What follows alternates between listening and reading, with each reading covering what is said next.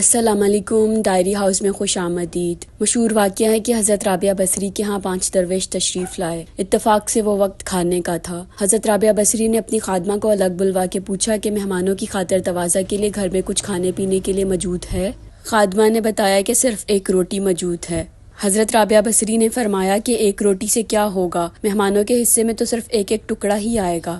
یہ کہہ کر آپ مہمان درویشوں کے پاس تشریف لے گئیں۔ تھوڑی ہی دیر گزری تھی کہ ایک سوالی نے در پر صدا دے دی۔ حضرت رابعہ بصری نے فرمایا کہ وہ روٹی اس ضرورت مند کو دے دو جو دروازے کے باہر کھڑا صدائیں لگا رہا ہے۔ خادمہ نے آپ کے حکم کی تعمیل کی اور حضرت رابعہ بصری مہمانوں کے ساتھ مصروف گفتگو ہو گئیں۔ کچھ ہی دیر بعد خادمہ حاضر ہوئی اور اس نے عرض کیا کہ ایک شخص کھانا لے کر آیا ہے۔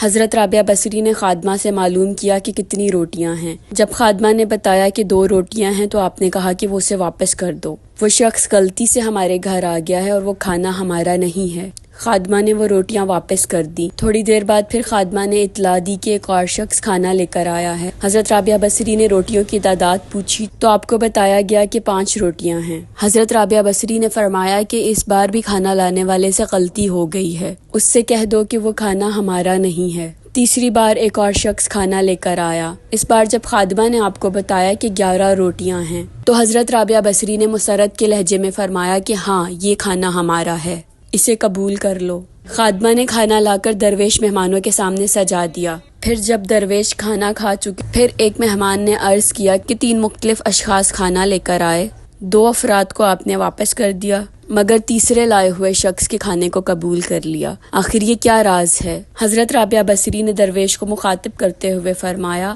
کہ حق تعالیٰ فرماتا ہے، دنیا میں 1 کے بدلے 10 اور آخرت میں 70 دوں گا۔ بس اسی حساب کتاب کی بنیاد پر میں نے 2 آدمیوں کو واپس لوٹا دیا اور 1 شخص کا کھانا قبول کر لیا۔ میں نے اللہ کی راہ میں 1 آدمی کو روٹی دے کر رزاق عالم سے سودا کیا تھا۔ جب ایک شخص 2 روٹیاں لے کر آیا اور دوسرا 5 روٹیاں لے کر پہنچا تو جان لیا کہ یہ حساب درست نہیں ہے، اور جب تیسرا شخص 11 روٹیاں لے کر آیا تو میں نے کسی تردد کے بغیر اسے قبول کر لیا کہ یہ عین حساب کے مطابق تھیں اور دینے والے کی شان رضاکی کو ظاہر کر رہی تھی۔ 10 روٹیاں میری 1 روٹی کے بدلے میں تھیں اور جو میں نے 1 روٹی سوالی کو دی تھی، اللہ تعالیٰ نے مجھے وہ بھی واپس کر دی۔ حضرت رابعہ بصری کی صبر و قناعت اور توکل کی شان دیکھ کر سبھی درویش حیرت زدہ رہ گئے۔